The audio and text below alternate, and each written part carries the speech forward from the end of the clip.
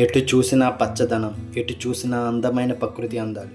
మనం ఈరోజు వాడపల్లి ప్రాంతానికి చుట్టుపక్కల ఉండే మంచి మంచి ప్లేసెస్ చూద్దాం. ఇక్కడ దగ్గరలో లొల్లలాకులు, ఆత్రేయపురం పూతరేకులు చాలా ఫేమస్, అది మీకు తెలుసు. కానీ వాడపల్లి నుండి రోడ్ ట్రిప్ వేద్దాం. మనం చూసి ఈ ప్లేస్లోనే ఆయి సినిమా షూటింగ్ జరిగింది. ఇప్పుడిప్పుడే వర్షం తగ్గింది, పదండి ఇంకా చూద్దాం. మీరు చూసే ఈ ప్లేస్లోనే Devika and Danny web series అయితే షూటింగ్ జరిగింది. ఇక్కడే ఎక్కువ సీన్లు అయితే తీశారు. ఒక పక్క కాలువ, ఒక పక్క పచ్చటి పంట పొలాలు. వాడపల్లి వచ్చే భక్తులు ఓన్ వెహికల్స్ మీద వస్తే తప్పకుండా ఆగి ఈ ప్లేసెస్ చూడండి. మర్చిపోలేని విజువల్స్ మీ మైండ్లో ఉండిపోతాయి.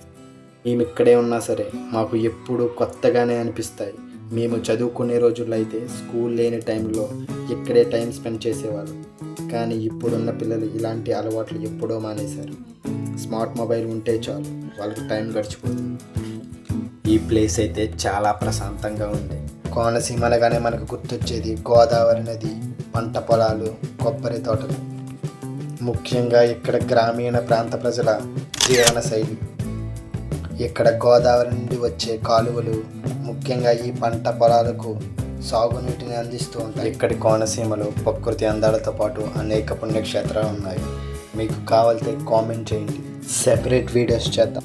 ఈ గోదావరి నదీ తీరం వెంట అనేక కొబ్బరి చెట్లు, అరటి తోటలు చూడడానికి ఎంతో చక్కగా ఉంటాయి. కోనసీమ ప్రాంతాన్ని చూసే పర్యాటకులకు ఇక్కడ మర్యాదలు, సాంప్రదాయాలు ఎంతో విచిత్రంగా అండ్ అద్భుతంగా ఉంటాయి.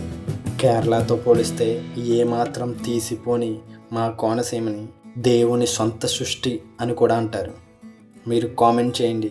ఇక్కడ ఉండే మారుమూల గ్రామాలను మీకు కళ్ళకు కట్టినట్టుగా చూపించే బాధ్యత మాది. ఇక్కడ విస్తారంగా ఉండే కొబ్బరి చెట్లు, పచ్చని పైర్లు మా కోనసీమకి ఎంతో అందాన్ని తెచ్చిపెడతాయి. ధవళేశ్వరం బ్యారేజ్. గోదావరి నీటి మట్టం ఎక్కువగా ఉన్నందున 2వ ప్రమాద హెచ్చరిక జారీ చేశారు. మనం చూసే ఈ ప్లేస్లో 3వ ప్రమాద హెచ్చరిక జారీ చేస్తే ఫుల్గా వాటర్తో నిండిపోతుంది. మనం వెళ్ళే ఈ మార్గం గోదావరి నీరు అయితే ఫుల్గా వచ్చేస్తుంది. దగ్గరికి వెళ్ళాలంటే నాకే కొంచెం భయం వేసింది ఆ వాటర్ శబ్దానికి. కానీ ఇక్కడ నుండి చూసే వ్యూ పాయింట్ అయితే అదిరిపోయింది. ధవళేశ్వరం బ్యారేజ్. ఈ బ్యారేజ్ని Sir Arthur Thomas Cotton British పరిపాలన కాలంలోనే కట్టించడం జరిగింది. ధవళేశ్వరం బ్యారేజ్ గురించి ఫుల్ డీటెయిల్గా మన ఛానల్లో వీడియో అయితే అప్లోడ్ చేసాం. డిస్క్రిప్షన్లో లింక్ అయితే ఇచ్చాను, వెళ్ళి చూడండి. ఇంకో 2 days ఇలానే వర్షాలు పడితే మనం ఉండే ఈ ప్లేస్లో కూడా ఫుల్గా వాటర్తో నిండిపోతుంది. చూడడానికి అప్పుడు ఇంకా అద్భుతంగా ఉంటుంది.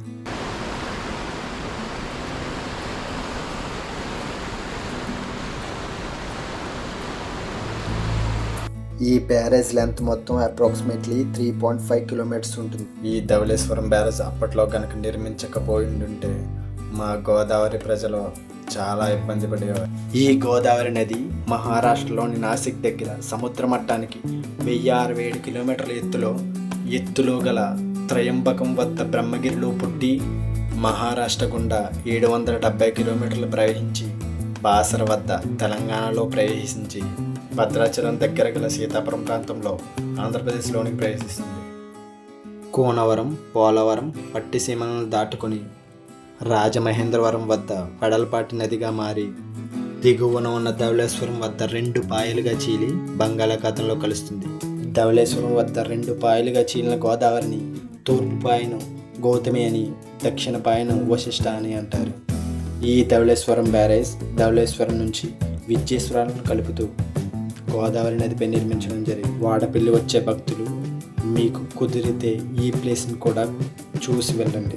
ఇలాంటి మరిన్ని వీడియోస్ కోసం మన ఛానల్ సబ్స్క్రైబ్ చేయండి అండ్ ఈ వీడియోని లైక్ చేయండి. మనం చూసేదే బొబ్బర్లంక హనుమాన్ విగ్రహం.